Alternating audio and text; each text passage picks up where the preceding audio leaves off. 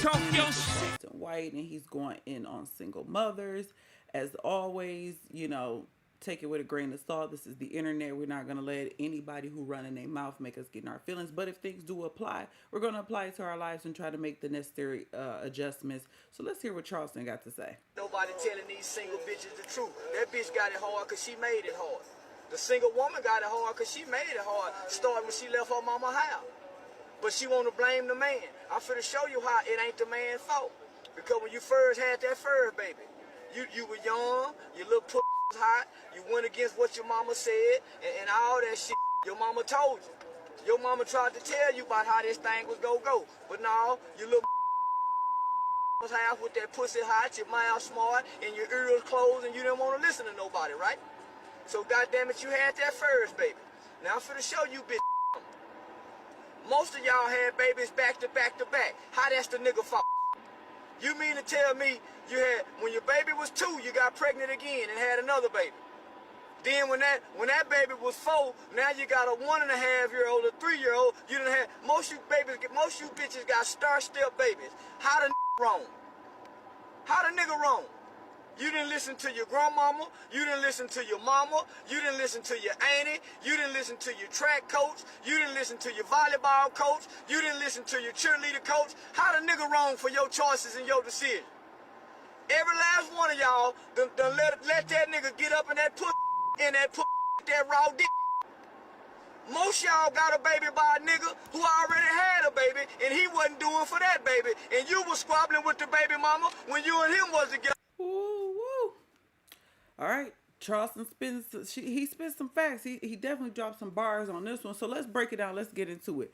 Let's talk about how we make life hard on ourselves, and specifically with this subject matter, women and getting pregnant by not the best man or whatever. We do make life hard on ourselves. And he took it all the way back to being like a preteen teenager in your mama house.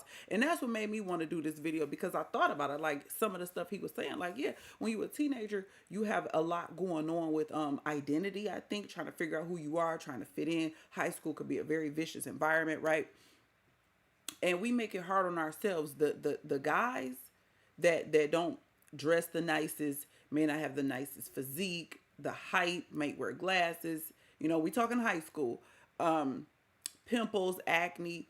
Those tend to be the guys who don't really get no play, especially the ones who are kind of like book smart, getting good grades. It's always that one who always getting suspended, kicked out of class clown, Mr. Popular. That's who women kind of flock to, and that's how we make it harder on ourselves, because we don't really know what to look for, even if you're taught. Like he said, sometimes our mama will tell us, he ain't the one for you. You want to be fast. That box is hot. me so And we can talk about that. Now that, to me, he definitely spit facts on that. Your box be hot, and you want to. Do I smell a whore? We associate sexual attention from men in the same category as men actually liking us and want a committed relationship. Even back to being a teenager, a lot of us, we were in high school, we was dating grown ass men, and I said us. Older men has always been my preference, but looking back on it, I'm like, yeah, you 15, 16 in high school, he 30, 24. I mean, come on, make it make sense. It ain't like he taking care of you or trying to wife you, he picking you up from school.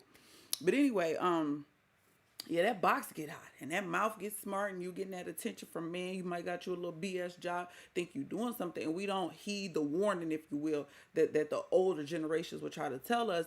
Then, you look up and you're, 23, 24 with 2 or 3 different kids by 2 or 3 different men. And that kind of puts you in a box, not saying that you can't change or your situation can't change, but that kind of locks you in, because children are a responsibility. They take time. You have to have patience. And a lot of times we as mothers, we do so much, not take it from men, but we wear so many hats that we get overwhelmed and it becomes too much for us. And that's why the studies are coming out saying that men do better in that. Men do better in that regard because they're more patient in those areas.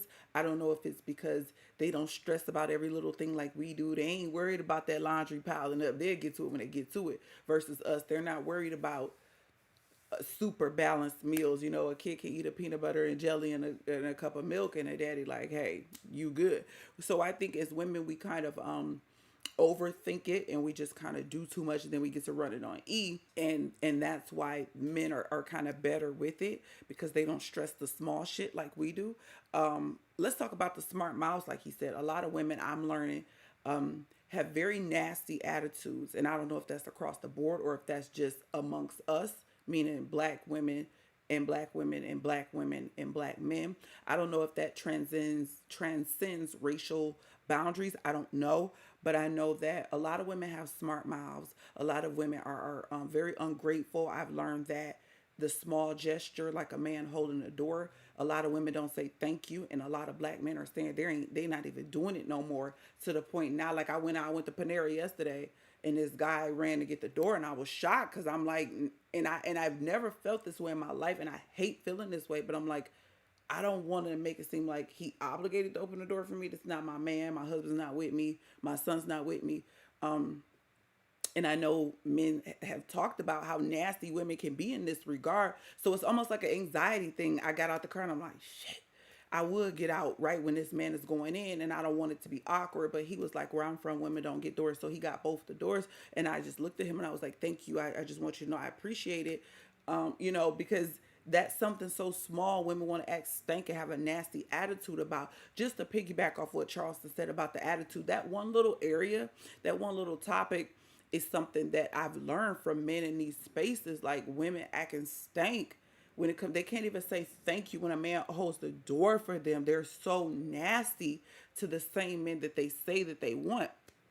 But back on the topic of being a single mothers and basically creating this problem on yourself, picking the wrong man just because he can lay the pipe, or just because he calling you, blowing you up, giving you attention, you giving him money and stuff like that, and then it turns into he didn't want you, he didn't want the baby. You know he got 2-3 kids by somebody else. You sleeping with him unprotected anyway. Next thing you know, your kids is 8, 6, and 4, and you like, where did the time go? What happened? Now I'm here by myself. These kids screaming.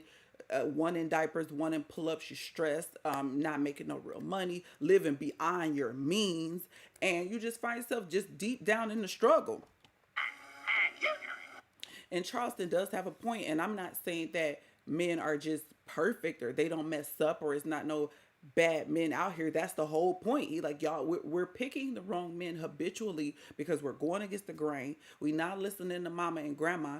Grandma was married to a man. He might not have been the best looking man, but he was loyal, he was committed, and he took care of her. And that's what that's about. Finding somebody to balance you out, having that balance, and building families and building up the next generation, not just riding whatever cock you feel like riding in your 20s, and then having all these babies. There's so much unprotected sex and STDs going on around because we're living in a time where people don't want to use protection. People are caught up in the moment of the lust and the pleasure and give into it. Then you look up and you're a single mother and you're mad. Women get mad when we talk about stuff like this. And I don't think I'm no better than nobody because I'm not a single mother. I'm just covering trended topics. It is what it is. Don't get mad about it. You can't get mad at someone for speaking on something when it applies to you because that shoe fit, right? It is what it is. I've had women who talk shit about me for getting married at 19. You know, people are going to always talk. But the point is the single mother thing. Like I said, if you watch me, you already know. I'm a product of a single mother household. My father is and has always been around, but my parents were never married. I had to pack a bag and go to my dad's house on the weekend my entire life. So I know how hard it was for my mama. I seen her struggle. We didn't have a car for years. We caught the bus everywhere. So, and my mother was bitter. She had a big time attitude, and it wasn't until me and my siblings got older and we sat down and pondered and had conversations about things that we realized it. She was a broke, struggling single mother. She had 3 kids by 2 different men. So life was hard for her. Life was harder for us. And I'm not blaming my mother for all of that. My father obviously had 2 kids where they didn't marry her. And then my little brother's father did the same thing.